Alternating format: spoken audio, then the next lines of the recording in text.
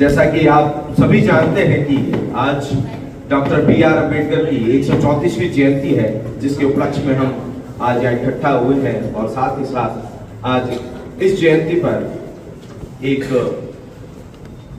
Seminar का आयोजन किया गया है, जिसका मुख्य टॉपिक लोकतंत्र और शिक्षा है, जिसको हम जल्द ही सुनेंगे। लेकिन इससे पहले मैं चाहूंगा कि आज के हमारे अतिथि और मुख्य वक्ता से कि बाबा साहब की चित्र पर पुष्प अर्पित करें।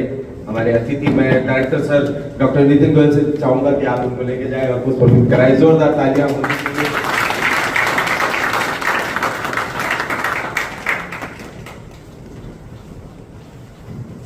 क्योंकि बाबा साहब ने कई बार मंचों से ऐसे भाषण और विचार व्यक्त किए हैं जो आज भी युवा पीढ़ी को उनकी जीवन की कठिनाइयों के समय उभारते हैं, उनको आगे बढ़ने की प्रेरणा देते हैं। क्योंकि बाबा साहब ने कहा था कि किसी भी व्यक्ति के बुद्धि का विकास मानव अस्तित्व का अंतिम लक्ष्य होना चाहिए। तो बुद्धि के विकास के लिए शिक्षा बहुत जरूरी है। शिक्षित रहे, आगे बढ़े और संघर्ष करें, ये नारा बाबा साहब ने दिया था। इसी मौके पर जैसा कि हमारी यहाँ की परंपरा रही है राजस्थान की कि जो भी अतिथि हमारे यहाँ पर आते हैं तो उनका स्वागत अभिनंदन किया जाता है। तो मैं डायरेक्टर महोदय से निवेदन करूंगा, डॉक्टर नितिन गोयल सर से, कि हमारे आज के अतिथि जिला कलेक्टर महोदया नम्रता मैम को पुष्पगुच्छ देकर उनका स्वागत और सत्कार करें।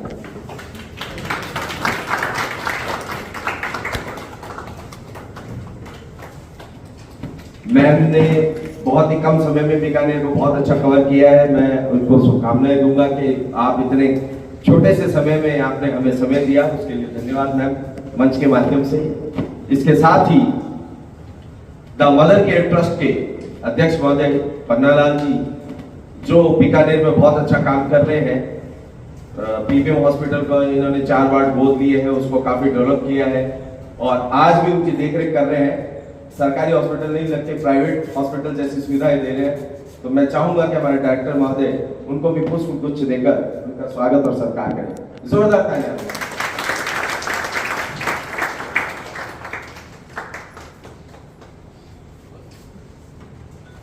क्योंकि बहुत समय बहुत ही कीमती है सभी के लिए और मैम अपने समय को निकाल के आए हैं, तो मैं चाहूंगा कि ज्यादा समय नहीं लूं, इस प्रोग्राम को बहुत ही संक्षिप्त रखूं।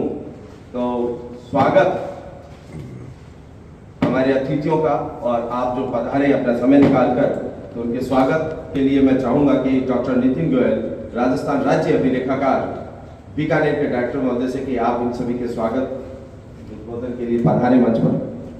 जोरदार ताली।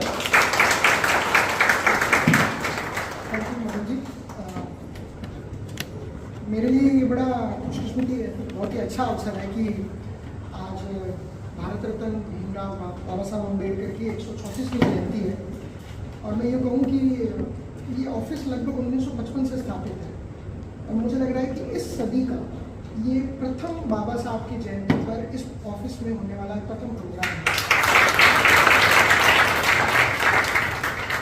नीति ने शायद मुझे ये जिम्मेदारी दी और आप सब लोग गणमान्य गुणीजन लोग इसके साक्षी बने हैं, तो मैं सब आप लोगों का बहुत ही तहे दिल से स्वागत करता हूँ। मैं एक बात और कहना चाहूँगा कि बाबा साहब ने अपने जीवन के अंदर कई ऐसे एस्पेक्ट्स थे जिनके बारे में हर बार हमें जानकारी प्राप्त लगती है। फॉर एग्जांपल जैसे कहें तो वो कॉन्स्टिट्यूशन मेकर हैं, वो इलिटेरियन सोसाइटी के मेकर्स रहे हैं, उन्होंने वुमेन एजुकेशन पे काम किया। पर जब मैं आज के हमारे मुख्य वक्ता मैडम के पास इस प्रस्ताव को लेकर गया तो मैडम ने पहले ये कहा कि किस टॉपिक पर आप बोलना चाहते हैं, किस टॉपिक पर। Choice she give it to me, so I become very expected कि भाई how I can share that ma'am is the biggest here. So ma'am ने कहा कि मैं उस टॉपिक पर बोलना चाहूँ जो सब लोगों की नज़र में सबसे ज़्यादा आवश्यक है, और वो है कि मैं क्यों पढ़े, हम क्यों आवश्यक हैं, क्यों है हमारे लिए पढ़ना जरूरी। तो मैं आपसे यही कहूँगा कि ये बहुत ही एक ऐसा ज़रूरी टॉपिक था जिसके लिए मैम खुद अपने जीवन से उन उदाहरणों को कोट करते हुए आपको बताएंगे कि how it is very important to read and how the Baba Saheb have given the same message from their own work, their own life structure to develop the students there. Apart from this मैं एक चीज़ और कहना चाहूँगा कि for this whole organisation सिर्फ हमारा archives ही नहीं, there is one more trust to help us more to come up there, उनमें सबसे प्रमुख हमारा एक ही नाम है the Mother Care Trust. Mother Care Trust के सचिव श्री पन्ना लाल जी, जो खुद एक कमिश्नर रिटायर IAS ऑफिस हैं, उनसे रिटायर हुए, उन्होंने खुद लंबे समय तक समाज के निचले तबके को आगे बढ़ाने के लिए हमेशा अपने ट्रस्ट के माध्यम से बहुत योगदान दिया। इनके कई ऐसे आयाम हैं जो कि स्वयं ही जब अपने उद्बोधन में आएंगे तो बताएंगे, लेकिन मैं एक छोटा परिचय जरूर करवाना चाहता हूँ कि ये हमारे इस आर्काइव्स के द्वारा किस तरीके से शिक्षा के क्षेत्र में और काम किया जा सके, किस तरीके से जो डाउन टू लाइफ है उसको और बढ़ाने के लिए कैसे काम कंट्रीब्यूशन किया जा सके, इसके लिए स्वयं मदर ट्रस्ट के सचिव श्री पन्ना लाल जी ने आकर हमें एक प्रपोजल या ये कहे कि खुद आगे बढ़कर हमें कहा कि if it's possible then we can go together archives and the trust and to help up to enhance our higher education knowledge is there. तो मैं इतना ही कहूँगा कि इस पूरे प्रोग्राम के पीछे हमारा यही था कि हम ना केवल बाबा साहब की जयंती के माध्यम से उनके दिए हुए सिद्धांतों को आगे लेके आए, और साथ साथ के अंदर हम ये भी कोशिश करें कि किस तरीके से आने वाली जनरेशन को भी हम लाभान्वित कर सकें, किस तरीके से आर्काइव्स अपनी एजुकेशन, अपने प्रोसीडिंग, अपने रिकॉर्डिंग्स के द्वारा, अपने रिकॉर्ड होल्डिंग के द्वारा किसी पर्टिकुलर पर्सन का सिलेक्शन कर उसको और ज़्यादा एक निचले तबके की सोसाइटी के अध्ययन के लिए आमंत्रित कर सकें। This is one of the basic purpose behind it. So मैं ज़्यादा समय ना लेते हुए एक चीज़ और कहना चाहूँगा कि आज हमारे जो मुख्य वक्ता हैं नम्रता मैम, इनके बारे में 2-3 चीज़ें ज़रूर मुझे कुछ ही समय पहले ज्ञात हुई कि मैम की जो स्कूलिंग है वो लखनऊ के अंदर हुई, और उसके बाद राजस्थान के नहीं बल्कि देश के सबसे बड़े प्रीमियर वुमेन एजुकेशन सेंटर है, कॉलेज है LSR। मैम LSR की पास आउट हैं, और तत्पश्चात दिल्ली यूनिवर्सिटी में ही मैम ने कैंपस लॉ सेंटर के अंदर अपनी लॉ की पढ़ाई करी है। और ये हमारे लिए सौभाग्य है कि मैम पहले IRS थी, शायद मैम IRS ही रहती तो हमें बीकानेर मिलने का सौभाग्य ना होता, but after that ma'am 2012 batch की IAS है, और आज इसी क्रम में ही हमें सौभाग्य मिला, या यूँ कहें कि छोटी काशी बीकानेर को सौभाग्य मिला कि मैम आपके जिलाधीश कार्यकाल के अंतर्गत आज आप यहाँ पधारे हैं और आप अपने यहाँ मैसेज अपना जो देना चाहें बच्चे के लिए, ये अपने बच्चों को अपने जिला कलेक्ट्रेट कार्यालय के अंदर, डिस्ट्रिक्ट के अंदर लोगों को, तो that will be a very good for us. So before not taking not much time and coming between our chief speaker and me, so I request ma'am, please come up there and have a full. नमस्कार, आप सभी को बाबा साहब अम्बेडकर की 134th anniversary की शुभकामनाएं, और अभिलेखागार को भी इस इवेंट को ऑर्गेनाइज करने के लिए वैसे तो इन्होंने मुझे 45 मिनट्स का टाइम दिया है, जो बहुत ज़्यादा है, तो इतना मैं नहीं बोलूँगी।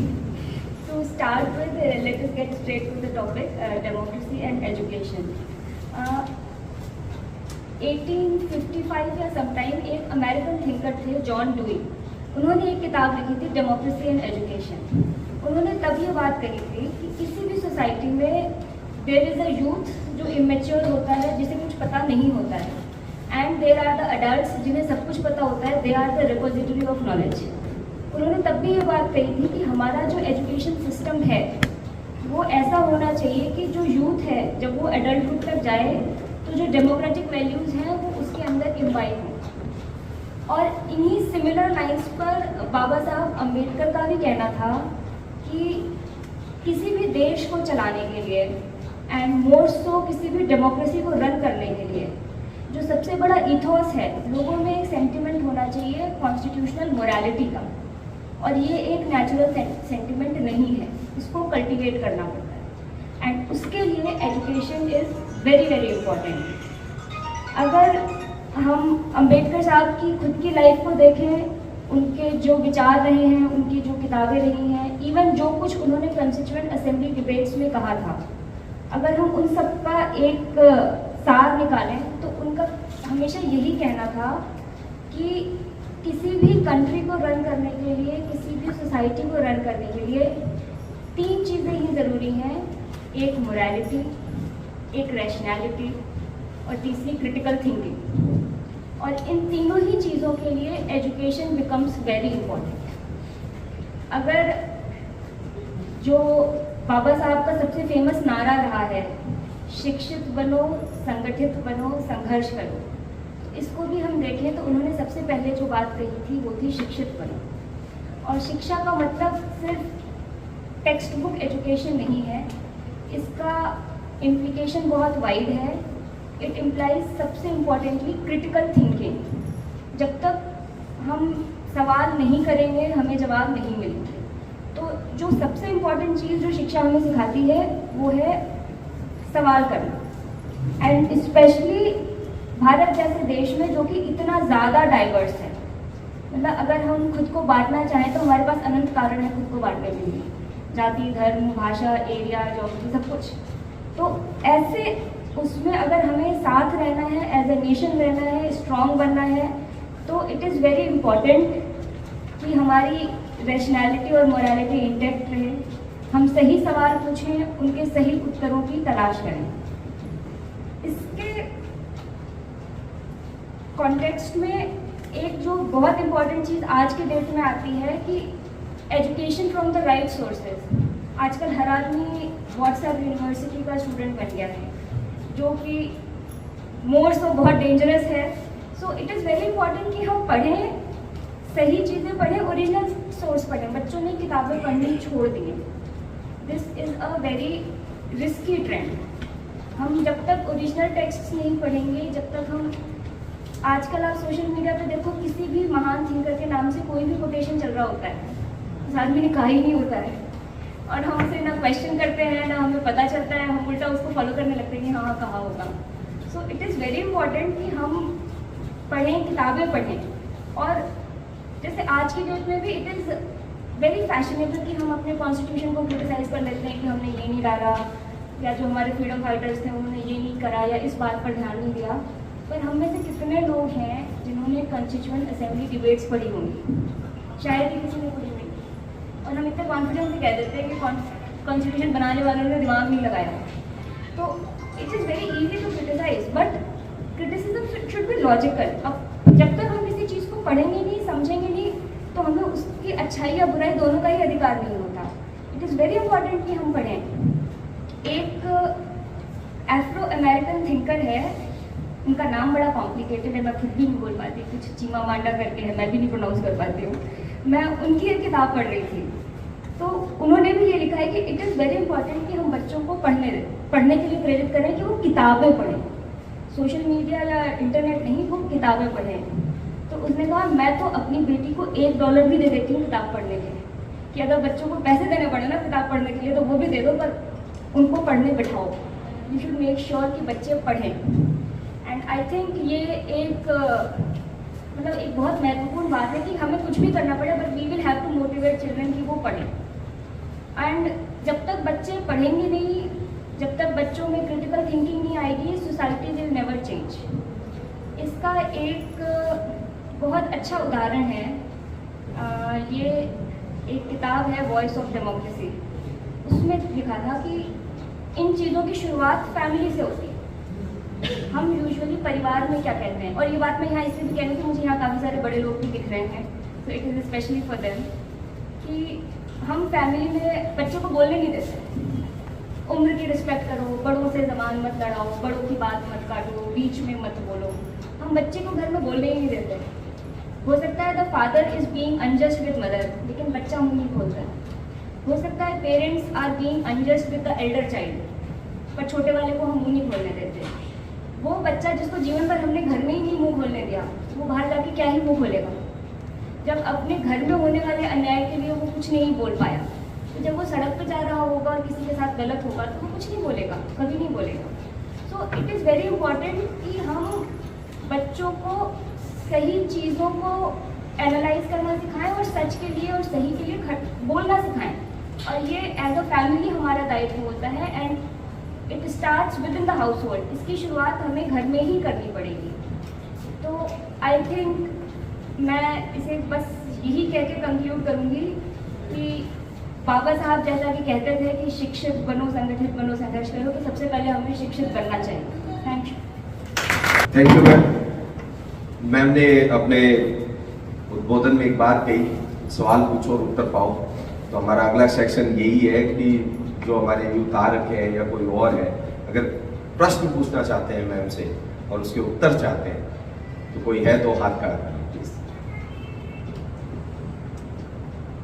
सबसे बड़ा प्रश्न तो मैडम ने ही दे दिया, बुक पढ़े, आप पढ़ेंगे तो फैमिली में बच्चे पढ़ेंगे, सीधी सी बात है। मैं रीडिंग करता हूँ तो मेरा बेटा भी एक छोटा सा है, वो अपनी नोटबुक लाता है, स्कूल नहीं जाता, लेकिन वो खोल के वो खुद करता है, एक बार बुक क्योंकि मैं रीड करता हूँ तो वो भी रीड करता है, मैं मोबाइल चलाऊंगा तो वो भी कहेगा हाँ पापा मेरे को भी दे दो, मेरे को भी रील देगी।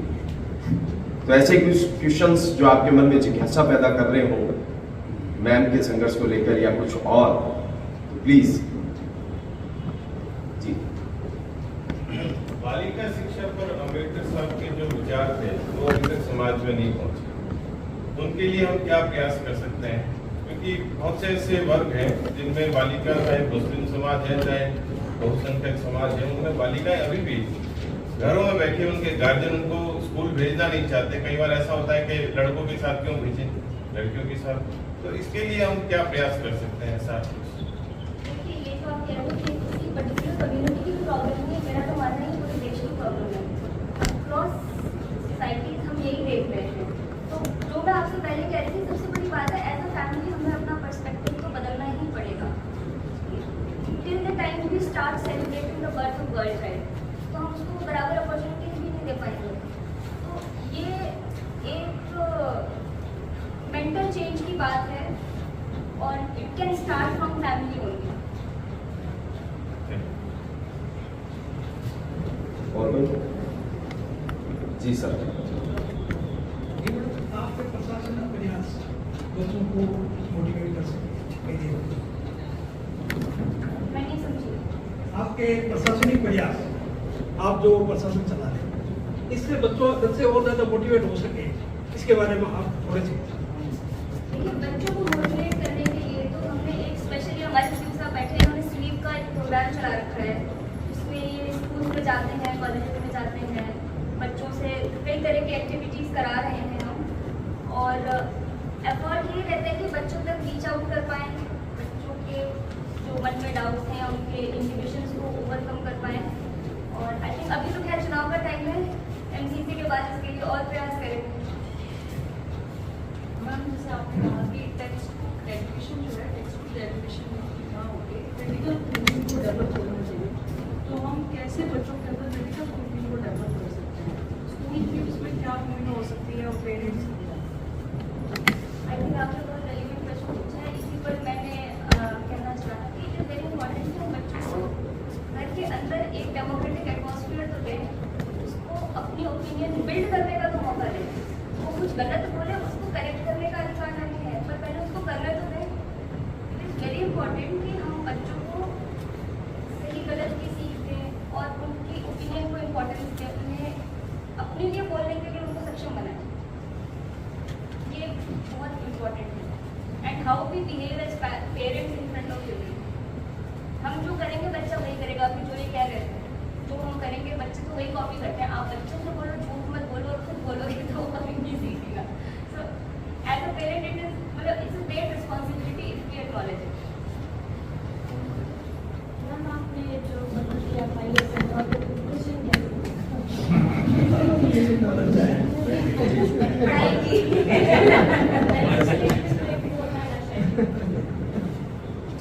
बेटा शेड्यूल का तो ये है ना कि पढ़ाई जब हम पढ़ाई करते हैं ना, इट इज़ वेरी इंपॉर्टेंट कि हम खुद से ईमानदार हैं, किसी को दिखाने के लिए नहीं पढ़ना। And it is not only quantitative. हमें पता है कि मैं 8 घंटे पढ़ी पर मुझे कुछ समझ में नहीं आया, तो क्या फ़ायदा? आप 4 घंटे पढ़ो, पर आप उसका आउटपुट आना चाहिए। मैम, आपने लॉ के लिए है ना, तो फिर आपने आगे आरटीएस के लिए क्यों नहीं किया? तुम आज ऐसे क्यों कह रही हो? तुमने मुझसे ये क्यों नहीं पूछा कि आप वकील क्यों नहीं बने? प्रैक्टिस क्यों नहीं करी? क्योंकि मैं खुद आरटीएस के लिए बनना चाहती हूँ, इसलिए। See, a lot of choices are very circumstantial. मेरे फादर जुडिशरी में थे तो मैं नहीं जाना चाहती थी, मुझे लगा इन्होंने तो कर ही लिया, मैं कुछ और करती हूँ। Maybe that was the reason. Thank you. कार्यक्रम को आगे बढ़ाते हैं, क्वेश्चन आंसर किसी के रहे नहीं। अब मैं द मदर केयर ट्रस्ट के अध्यक्ष और आज हमारे अतिथि श्रीमान पन्नालाल जी से चाहूंगा कि वो आए और अपना उद्बोधन दें, साथ ही जिस प्रस्ताव की बात नीतीश जी कर रहे थे उसके बारे में थोड़ा सा विस्तृत विवरण दें।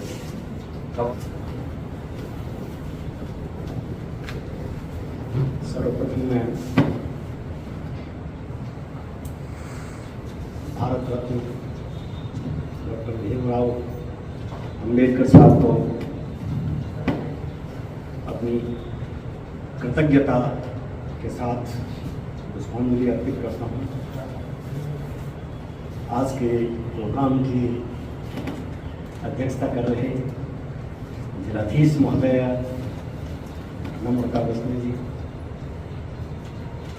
डायस पे निदेशक अभिलेखागार श्री नितिन गोयल जी, और जो भी सामने बैठे हैं ये मानते हुए कि वो सब मुझसे बेहतर जानते हैं। मैं सबसे पहले जो आज का टॉपिक है डेमोक्रेसी एंड एजुकेशन, तो उस पर अपने विचार साझा करने के लिए सर्वप्रथम अपने आप पे ये एक ओनस लेता हूँ, प्रभार लेता हूँ कि मैं किसी भी आलोचना में, प्रशंसा में, राग द्वेष में या किसी क्षेत्र में, किसी संप्रदाय से अपने आप को दूर रखते हुए, क्योंकि जब भी एजुकेशनल डिस्कोर्स होता है, कोई शैक्षणिक विचार होता है, तो यदि आप पहले से ही किसी भी तरह से यदि कहीं इन्वॉल्व हैं तो आप अच्छी तरह से कर नहीं। और इसको मैं यूँ साझा करूँ कि मुझे बचपन से थोड़ा सा जो ये मोहल्लों के अंदर सत्संग करते हैं, कबीर के भजन गाते हैं, करते हैं, भले ही उनके पास में बहुत अच्छे गिटार ना हो और नहीं हो, लेकिन उनमें भी अपनी एक विजडम होती है। तो एक बार रात के 12 बजे के करीब जब सत्संग का मध्यांतर आया, जिस तरह से फिल्मों में इंटरवल होता है, तो वहाँ उस टाइम जो उनका डिस्कोर्स चल रहा था वो ब्रह्म ज्ञान पे चल रहा था, मतलब फिजिक्स में ही नहीं, मेटाफिजिक्स पे चल रहा था, अद्वैत ज्ञान पे चल रहा था, कहाँ से आए हैं, कहाँ जाएंगे, करेंगे। तो मुझे अच्छा लगा कि लोग कितना अच्छा विचार विमर्श कर रहे हैं। जितने में ही वहाँ से कि भाई अब इंटरवल हो गया है तो चाय, तो चाय आते ही 2 तरह के ग्लासों में आई कि इनको तो ये ग्लास दिया जाएगा और इनको ये ग्लास दिया जाएगा। तो मुझे ऐसा लगा कि एक तरफ तो देखिए हम क्या हम इतने मैकेनिकल हैं, इतने टेक्निकल हैं कि हम ब्रह्म ज्ञान की चर्चा करते हैं और ड्रिंकिंग वाटर को भी एक साथ पी नहीं सकते। कितनी विडंबना है। तो हमने जो डिस्कोर्सेज हैं आज के, उनको एक टेक्निकल बना रखा है। ये मंच वैसे भी एक आवेशित स्थान है, यहाँ हर एक को भाव आते हैं अच्छे से अच्छा बोलने का। तो इससे पहले कि हम किसी भी विषय को डिस्कोर्स करें, तो उससे पहले कम से कम उस लेवल पे, उस मेंटल स्टेट पे भी जाएं कि आज हम किस चीज़ पे विचार करने वाले हैं।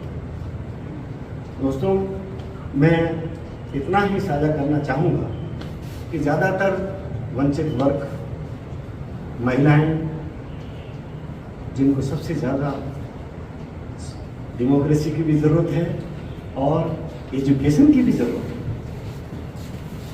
लेकिन इस समाज में ऐसे नैरेटिव पैदा हो गए हैं कि कमजोर वर्ग के लोगों को और महिलाओं को सपोर्ट करने से ज़्यादा उपदेश की जरूरत है। हर वक्त हम उपदेश देते हैं, उनको सपोर्ट नहीं करते। मैकेनिकल वे में मुझे चाहे जैसा मैं बोल सकता हूँ। इसका मैं उदाहरण घर में ही दूँ, मेरे ही घर में, कि एक महिला है जिसके हाथ में कितने ही काम है, वो सब्जी भी काट रही है, आटा भी लगा रही है, बच्चे को भी तैयार कर रही है, ये कर रही है। मैं सोफे पे बैठा अखबार पढ़ रहा हूँ, महिलाओं के बारे में उसको कहूंगा कि तुम्हें भी आगे बढ़ना चाहिए, समाज चलना चाहिए, लेकिन उसको सपोर्ट नहीं करता, उसके ओवरबर्डन्ड हैंड को ज्वाइन नहीं करता। एक महिला का कितना ओवरबर्डन्ड हैंड होता है। तो हमने यही सोच रखा है कि इनको उपदेश की जरूरत है, इनको गॉस्पेल की जरूरत है। इस चीज के लिए मैं ये कहना चाहूंगा कि आज जिन महान विभूति का हम आज जयंती मना रहे हैं, यदि गायकवाड़ नरेश उनको स्कॉलरशिप का सपोर्ट देकर के और कोलंबिया यूनिवर्सिटी नहीं भेजते तो क्या उद्देश्य से काम चल जाता? क्या बाबा साहब आपको बहुत मेहनत करनी चाहिए, बहुत पढ़ाई करनी चाहिए, मैं ऐसे करता था, आपको भी ऐसे करना चाहिए? नहीं। तो आज इस चीज में बैलेंस होना चाहिए कि हम वंचित वर्ग को, महिलाओं को सबसे पहले उनकी जो डिग्निटी है, ह्यूमन डिग्निटी है, उसका कितना रेस्पेक्ट करते हुए उनके साथ में बिहेव करते हैं। तो हमारे सोसाइटी के नैरेटिव चेंज होना चाहिए कि आज इस देश के अंदर हम देखें तो मैं किसी एक धर्म संप्रदाय की बात नहीं कर सकता, सब में एक से एक बेहतर संत है, एक से एक बेहतर अनुयायी है, लेकिन हमारे देश में अच्छे नागरिक नहीं है। इस देश को जो जरूरत है वो इस संविधान के तहत अच्छे नागरिकों की जरूरत है, जो आराम से क्यू में खड़े हो सकते हो अस्पताल के अंदर, ट्रैफिक के अंदर ट्रैफिक रूल्स का पालन करें, हेलमेट लगाएं, ये लगाएं, लेकिन हम अच्छे से अच्छा नारा लगा सकते हैं, रास्तों को रोक सकते हैं, लेकिन रास्तों को खोल नहीं सकते। क्यों? कि हमारे माइंडसेट में है कि हम तो पहले से ही बहुत एनलाइटेंड हैं, जबकि हम अभी तक माइनस में हैं, अभी तक तो एवरेज में भी नहीं आए हैं, और उससे पहले हम अपने आप को बेहतर मानेंगे, तो ये कैसे होगा? तो दोस्तों, अपनी बात को बहुत थोड़े में ही ये कहते हुए कि सबसे पहले हम वंचित वर्गों के प्रति, महिलाओं के प्रति अपना नजरिया बदलें। इसके लिए एक छोटा सा अमृता प्रीतम जो हमारी ज्ञानपीठ पुरस्कारिता है, और जिनके जो लेखन है वो यदि कोई पढ़े तो वो झंझोड़ देते हैं, आपको एक बार बीच में छोड़ना पड़ेगा, पानी पीना पड़ेगा, इतनी संवेदनशीलता से लिखा है। जब ये पार्टीशन रहा, जब महिलाओं के साथ में क्या स्थितियाँ हुई, किस तरह का नरसंहार हुआ, तो उनकी एक छोटी सी चीज़ आपके साथ साझा करना चाहते हैं कि वो छोटी उम्र में ही बहुत बड़ी कवियत्री बन गई, बहुत अच्छे अच्छे उनके आर्टिकल, और उस टाइम की जो आकाशवाणी विभाग था तो उनसे उनके फिर वो पारितोषित आते थे कि आपने कहानी लिखी है तो ये 50 रुपये का आपका इनाम मिलेगा, ये मिलेगा। तो ये एक रेगुलर कोर्स हो गया उनके लिए, क्योंकि वो इतना लिखती थी, इतना अच्छा लिखती थी। तो अब वो अपने पिताजी के बारे में एक चीज़ लिखती है, देखिए ये जो लिखा है उससे अलग कोई चीज़। तो वो अपने पिताजी के बारे में लिख रही है कि एक बार जैसे ही वो रसोई में थी, किचन में थी, और पोस्टमैन आया, पोस्टमैन ने कहा अमृता प्रीतम, अमृता प्रीतम, तो पिताजी ने कहा बेटा देखना पोस्टमैन आया। तो अमृता प्रीतम ने अपने पिताजी को ये कहा कि कोई इनाम आया होगा, क्यों कि रोज ही आता है तो भाग गया। तो उस टाइम जब अपने पिताजी को देखा और पिताजी के लाट पे जो त्योरी आई कि क्या तू इतनी बड़ी हो गई है, इतना तेरे को अहंकार आ गया है कि तू ग्रांटेड ले रही है इस चीज को, तो अमृता प्रीतम कह रही है कि मैंने जो जितना कुछ इतिहास लिखा उससे ज्यादा वो थ्योरी आज भी मेरी मार्गदर्शक है, वो थ्योरी मेरा मार्गदर्शन करती है कि मुझे कैसे रहना है। तो दोस्तों, जो हमारी फॉर्मल एजुकेशन है वो बहुत जरूरी है, लेकिन फॉर्मल एजुकेशन के साथ संविधान के तहत इस देश को सबसे ज्यादा जो आवश्यकता है वो अच्छे नागरिकों की है। तो हम जितना अच्छा नागरिक बनेंगे उतना ही अच्छा ये देश बनेगा, उतना ही अच्छा ये राष्ट्र बनेगा, उतना ही अच्छा हमारा ये समाज बनेगा। और मैं हमारा बहुत छोटा सा मगर के ट्रस्ट है, साहब ने जो तारीफ की है उसके काबिल नहीं है, मैं इसको स्वीकार करता हूँ अपने स्तर पे, लेकिन इसमें इतना ही है कि आज भी जो महिला चिकित्सालय बने हैं तो सबसे पहले हमने 6 वार्ड के जितने भी सबसे पहले जो टॉयलेट्स हैं, सैनिटेशन है, हमने सबसे पहले एक अप टू द लेवल के वो टॉयलेट्स बनाए हैं कि जो भी हमारे बाहर से आते हैं मरीज आते हैं। फिर आज एक प्राइवेट अस्पताल होता है तो वो चाहे एक प्लॉट में भी खुला हो, लेकिन फिर उसमें कैंटीन होती है, बैठने का स्थान होता है। सरकारी अस्पताल चाहे कितने ही बड़े हों, जमीन किलोमीटर होती है उनके पास में, लेकिन वेटिंग एरिया नहीं होते, तो लोग कोई बबूल के नीचे रोटी खा रहा है, कोई खा रहा है, कभी उसको गार्ड उठा रहा है, राउंड आ गया, कोई सीटी बजा रहा है। तो हमने एक जो 6 वार्ड हैं उनके बीच में जो एक पॉकेट एरिया पड़ा था, उसको एक जो महिला रोगियों के परिजन हैं उनके लिए वेटिंग एरिया डेवलप किया है, और उसके अंदर सबसे पहले हम एक डेली सफाई होती है, लेकिन हमारे परिवार की ओर से भी हम मंथली या वीकली ये करें जिसमें कोना भी साफ हो जाए, कहीं कोई थूक लगा हुआ है वो भी साफ हो जाए। तो हम अपने कर्म से भी आहुति देना चाहते हैं, जो भी धन से आहुति है वो बहुत छोटी होती है, वो खास नहीं होती है। तो इसमें भी हमारा यही प्रयास है कि जैसा अभी अब हम एजुकेशन के अंदर जैसे मेडिकल के क्षेत्र में, इसी तरह आज जिलाधीश महोदया विराजमान है, तो मैं ये कहना चाहूँगा कि मैं जिस विभाग से रिटायर हुआ था तो उसी समय नमित मेहता सर के साथ काम करता था, उसके बाद में प्रगति प्रसाद कलाल साहब के साथ काम करता था। तो इधर तो मैं रिटायर होकर के बीकानेर आया हूँ जयपुर से, इधर से एक सीरीज के अंदर मुझे मार्गदर्शन मिल रहा है। तो पहले नमित मेहता सर का भी बहुत मार्गदर्शन मिला, कलाल साहब का भी बहुत मिला, अब मैडम आए हैं। तो अब हम जो ट्रस्ट है वो एक कंसेप्ट के रूप में कि जो गवर्नमेंट गर्ल्स स्कूल है तो उनकी बिल्डिंग्स वगैरह वैसे भी कोई अपूर्ति मार्ग नहीं होती, और उसमें विशेष रूप से महिला बच्चियों के लिए जो टॉयलेट्स हैं, जैसे जो सीनियर तक जाती है तो वो बड़ी बच्चियां हैं और हैं, उनको सभी सुविधाएं। तो हम एक गवर्नमेंट स्कूल के अंदर एक अप टू द मार्क का एक मॉडल टॉयलेट बनाना चाहेंगे कि भाई एक ऐसा मॉडल टॉयलेट बने कि जिसके अंदर हमारी बच्चियां एक डिग्निटी के साथ में, एक डेकोरम के साथ में सुविधाओं का उपयोग कर सके।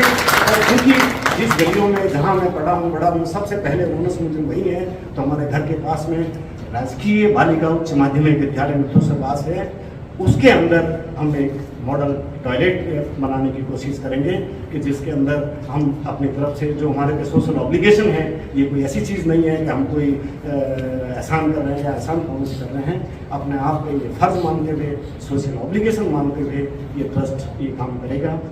इन्हीं शब्दों के साथ में एक बार साहिब लुधियानवी की उस पंक्ति के साथ कि कल और आएंगे मुझसे बेहतर, कल और आएंगे नगमों की खिलती कलियाँ छोड़ने वाले, मुझसे बेहतर कहने वाले, तुमसे बेहतर सुनने वाले।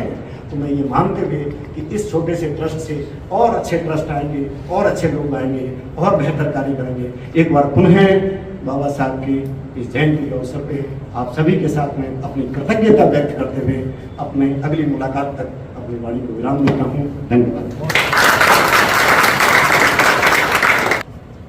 Thank you very much. तालियों ने बता दिया, आपको बहुत अच्छा लगा सुनकर, काफ़ी जोश भी दिख रहा है, कुछ स्टूडेंट बैठे हैं उनमें दिख रहा है मेरे को कि हाँ अब हम कुछ करेंगे। मैं चाहूँगा कि आप कुछ करें। आज के बाद जब हम मिले अगले साल इसी जगह इसी मौके पर, तो कुछ आप में बदलाव हो।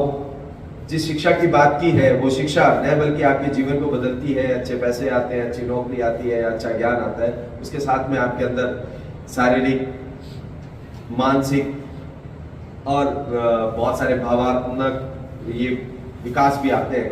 तो ये सब देखने को मिलेगा साल भर बाद और मिल भी रहा है।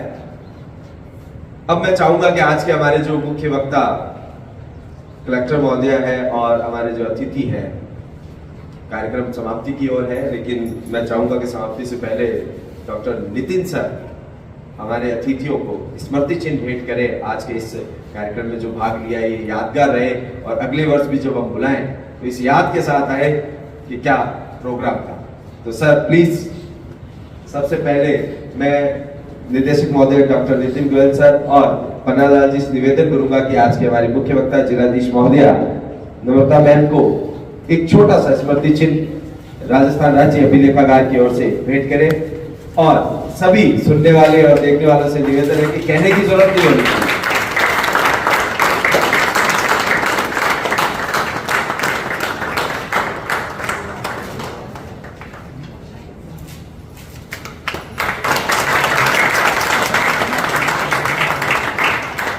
और इस मोमेंटो की खास बात है कि इस मोमेंटो को हमेशा हम चिट्स देते हैं, लेकिन इसमें जो स्क्रिप्ट लिखी हुई है वो महिला एम्पावरमेंट को लेकर ही लिखी हुई है। बहुत डेवलपमेंट सोच के साथ इसका डिजाइन तैयार किया गया है। इसके लिए भी जोरदार एक बार तालियां दीजिए।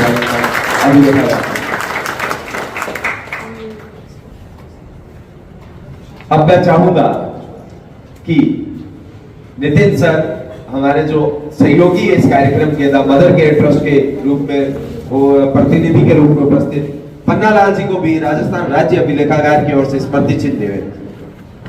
मैम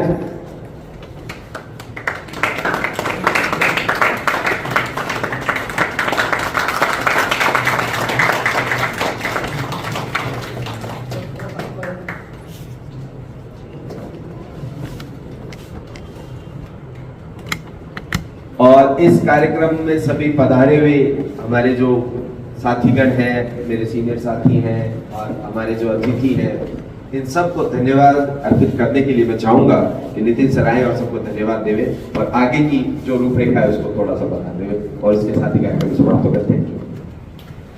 धन्यवाद की घड़ी के अंदर में सबसे पहले तो हमारे आज के मुख्य वक्ता नम्रता मैम का उनका धन्यवाद देना चाहूँगा कि वो खुद एक ऊर्जा की शक्तिपुंज है, खुद प्रेरणास्पद है और ख़ासतौर पे युवाओं के लिए एक बड़ा इंस्पिरेशनल सोर्स है।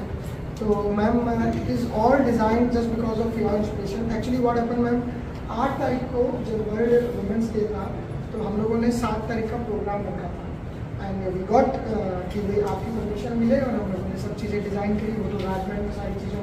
But on the very day आपने गेस किया कि हम आऊँगी में, but on the very day आगे हमारे जो मुख्यमंत्री जी थे और आ नहीं पाए थे। सो मैं इस बात के लिए थैंकफुल हूँ कि उस दिन की जो कमी पूर्ति थी आज आपने भरपाई कर दी है, मैं ये कहूँ कि सवाई कर दी है आपने। आज आपने पूरा हमें समय दिया और आपने पूरा केंद्रित रखा। तो sir I am really Akash ji very thankful for you कि आपने अपने बिजी शेड्यूल, सब जानते हैं एमसीसी लगी हुई है, every day have a huge election work is there and still ma'am give us a time, it's very good. ये बताता है कि मैम कितना आम जनता और व्यक्ति विशेष प्राधिकारी से जोड़ना चाहते हैं। So that's a good ma'am, it's really appreciating. एक मिसाल कायम मेरी आपने आके, वेरी गुड, ग्रेट। हम लोग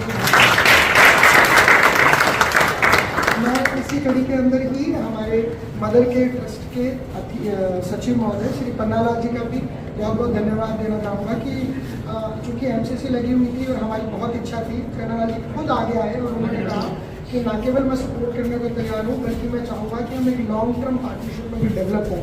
तो उन्होंने जिस आयोजन के लिए न केवल शहर स्वीकृति दी बल्कि हमारे आत्मविश्वास को भी बढ़ाया।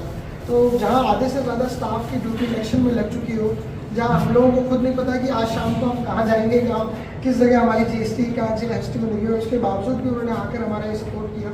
सो पन्नालाल जी का भी मैं बहुत बहुत तहे दिल से शुक्रिया करता हूँ। और मैं ये भी विश्वास दिलाता हूँ कि इस आर्काइव्स के अंदर फ्यूचर में जब भी कोई ऐसी गतिविधि हो जिसमें शिक्षा को सपोर्ट करने की बात आए तो हम जरूर चाहेंगे कि आपकी उपस्थिति, आपका सहयोग, आपका साथ हमें जरूर मिलेगा। धन्यवाद सर। मैं आने वाले हमारे सभी आगंतुकों का, जिनमें हमारे प्रिय श्री सोहन जी, श्री यक्ष जी, मैं विशेष रूप से आपका भी धन्यवाद देना चाहूँगा कि आपकी अपनी प्रेजेंस भी बहुत मायने रखती है। Your presence is very supportive to us कि हर नया व्यक्ति जो इस इतनी कहूँगा स्टेट ऑफ आर्ट सर्विस है ये, उससे जो जुड़ रहा है वो कितना ज़मीनी जानने को इच्छुक है, आपने अपने उदाहरण से प्रस्तुत किया है।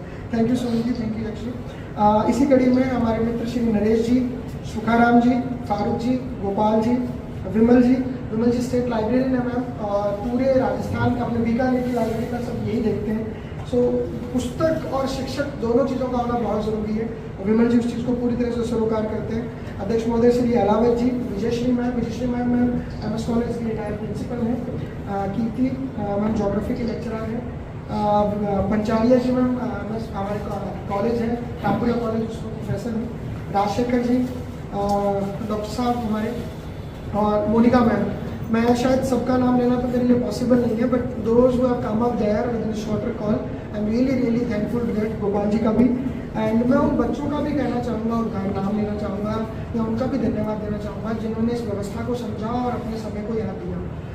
किसी भी आयोजन को करने के लिए सिर्फ एक निदेशक पॉसिबल नहीं है कर सके, इसके पीछे एक बड़ी टीम जुड़ती है। और मैं कहूँगा कि इस ऑफिस के बहुत से, खासतौर पर मेरा निजी जो स्टाफ है, गिरधारी जी, रचित जी, और इसके अलावा जो सीनियर स्टाफ हैं, हरिमोहन जी, रामेश्वर जी, इन सबका भी बड़ा योगदान रहा है। I am really thankful to the office staff. सबका नाम लेना पॉसिबल नहीं है, but to organise a program we need a collective effort. So ये जो कलेक्टिव एफर्ट है, ये इस ऑफिस के स्टाफ ने संडे या यूँ कहूँ सैटरडे, इनफैक्ट ऑफिस आवर्स के बाद भी लगातार काम कर जो किया है, वो उसके लिए ये आर्काइव उनका लगातार शुक्रगुजार है और उनसे उम्मीद करता है कि वो अपना अनकंडीशनल सपोर्ट ऐसे आयोजनों को बनाए रखने के लिए अपना देते रहें, लगाने रहें।